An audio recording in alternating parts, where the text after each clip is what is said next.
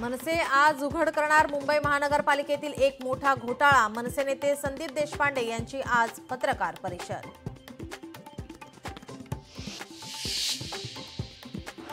गृह राज्यमंत्री योगेश कदम यांच्या सावली डान्स बारवरील केलेल्या आरोपानंतर सावली बारची सत्यता पाहण्यासाठी अंजली दमानिया आज सकाळी घटनास्थळी। शिंदेंच्या नगरविकास खात्याकडे फडणवीसांची नजर। मोठ्या निधीसाठी लागणार फडणवीसांची मंजुरी, सूत्रांची माहिती। कृषी मंत्री माणिकराव कोकाटे आज घेणार उपमुख्यमंत्री अजित पवार यांची भेट। विधिमंडळात रमी खेळण्याच्या आरोपावरून कोकाटे अडचणीत, विरोधकांकडून राजीनाम्याची मागणी। सरकार शेतकऱ्यांसंदर्भात उदासीन, शेतकऱ्यांबाबत सरकारला काहीही घेणं देणं नाही। कृषी मंत्री कोकाटेंवरून काँग्रेस नेते वडट्टीवार यांची सरकारवर टीका। सुनील बागुल आणि मामा राजवाडे यांचा भाजपाचा प्रवेशाचा मुहूर्त ठरला। रविवारी नाशिकमध्ये भाजपाचे वरिष्ठ नेत्यांच्या उपस्थितीमध्ये होणार पक्षप्रवेश। गुन्हा दाखल असल्याने रखडला होता प्रवेश।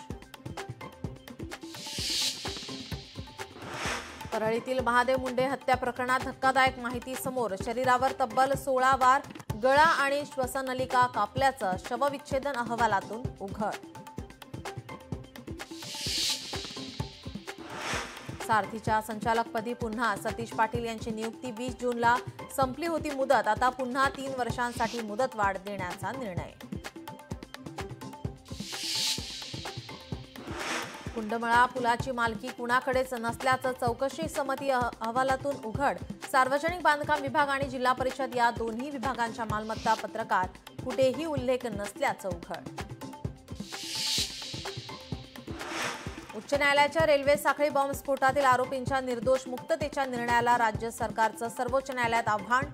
उद्या होणार सुनावणी। अविश्वासामुळेच धनखड यांचा राजीनामा। न्यायमूर्ती वर्मा यांच्या विरुद्धच्या ठरावाने ठिणगी। एक कॉल येताच तडकाफडकी निर्णय, सूत्रांची माहिती। सिग्नलवर थांबलेल्या रिक्षात चढून कॉलेजला जाणाऱ्या तरुणीचा केला विनयभंग। मुंबईतल्या वांद्रेतल्या घटनेनं खळबळ। राज्यात पुढील 5 दिवस पावसाचे धुमशान। मुंबई, ठाणे, पालघरसह कोकणात मुसळधार पावसाचा अंदाज। शुभमन गिलच्या नेतृत्वात टीम इंडिया इंग्लंडच्या दौऱ्यावर। इंग्लंड विरुद्धची 4थी कसोटी आज मँचेस्टरमध्ये होणार।